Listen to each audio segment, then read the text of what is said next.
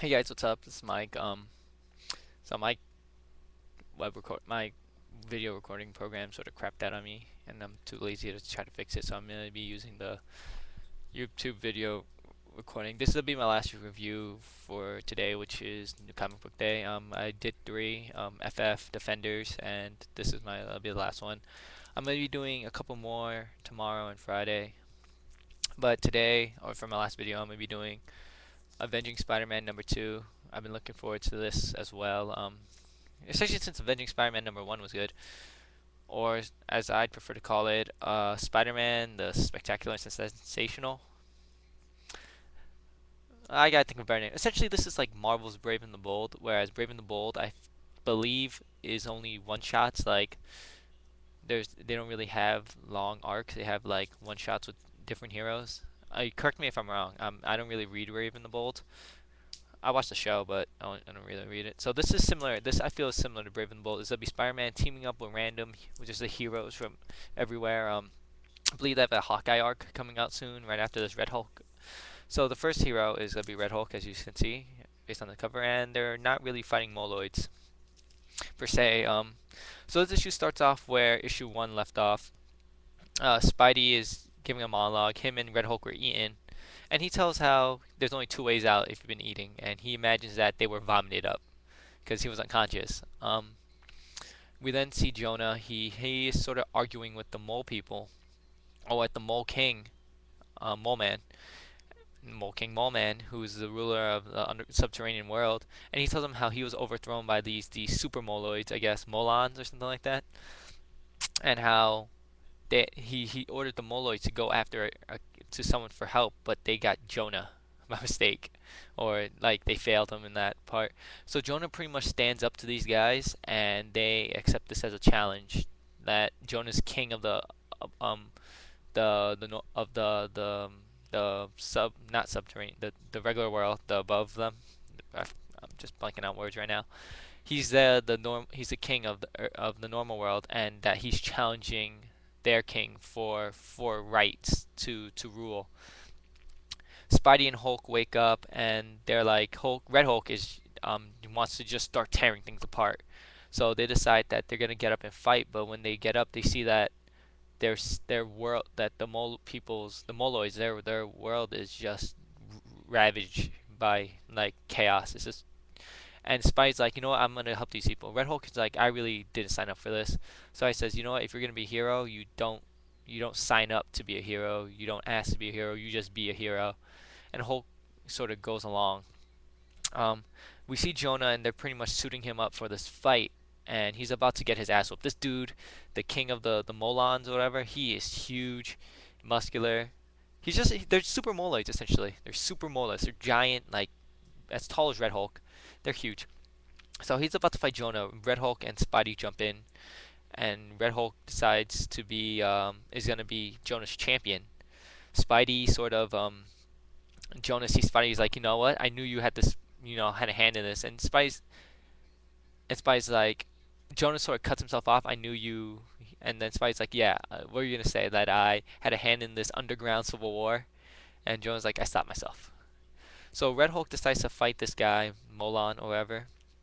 And this guy has a sword, like a magic underground sword, and it can't cut him. Like Hulk's withstand like tank shells.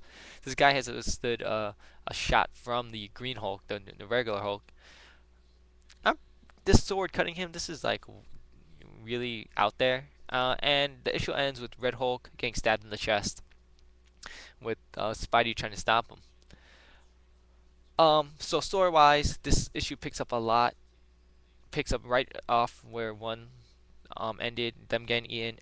It's packed full of. I mean, the end is packed full of action. It's not really too much action. I feel issue three is which is gonna be might be the climax of this arc. It's gonna be with more action. The action was pretty much at the end. It wasn't really much. Um, Story wise, this story is good. I like the way Zebwell started off. With Spidey sort of like, you know what? I don't really know what happened. I was unconscious, but I think it happened this way, and I'm gonna say it happened this way. I like that a lot. I also liked how the way he sort of trying to tell Red Hulk. He's like, You're so what? You're an it doesn't like you didn't sign up for this. It doesn't matter. You're an Avenger. Like you're a hero. You don't ask. Like you don't need to be asked to help. You don't need like people need to ask to help like for help for you to help them. You just do it because that's the right thing to do. And I'm liking this because Spidey he has a lot of experience. He's been a public menace, but he's been a hero first like from like ever since Uncle Ben died.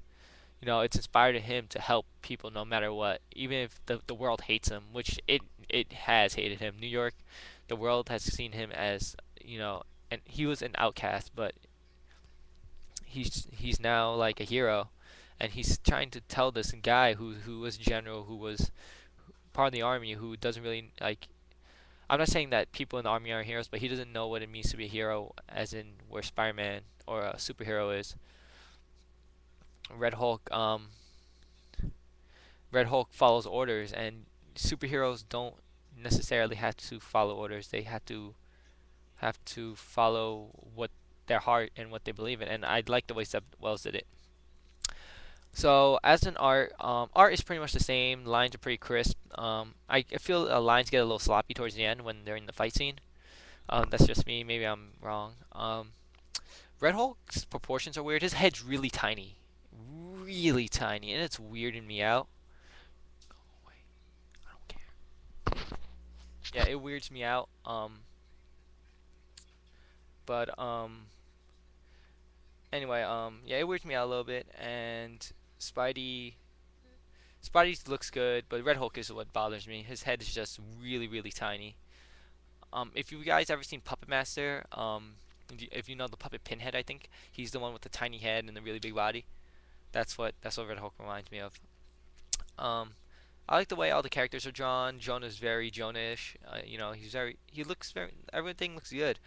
I don't like the Molons, however, the super Moloids, I'm gonna call them from now on. Um, they're just generic-ish. They're just really tall Moloids, and there's nothing too spectacular. And basically, I think the backstory is that they're just from deeper in the earth than the Moloids. So it's just like, I mean, I'm really, like that's silly, but I'm liking the whole Brave and the Bold type take on the Avenging Spider-Man. And I hope it gets better. I hope Spider-Man and Red Hulk do have some crazy shenanigans where they beat up everything, and it ends on a good note. So I recommend. I'm gonna give this issue a 4 out of 5. This issue is pretty good. Another reason is that it includes a free digital download. Um, one did it, and one also has a free digital download.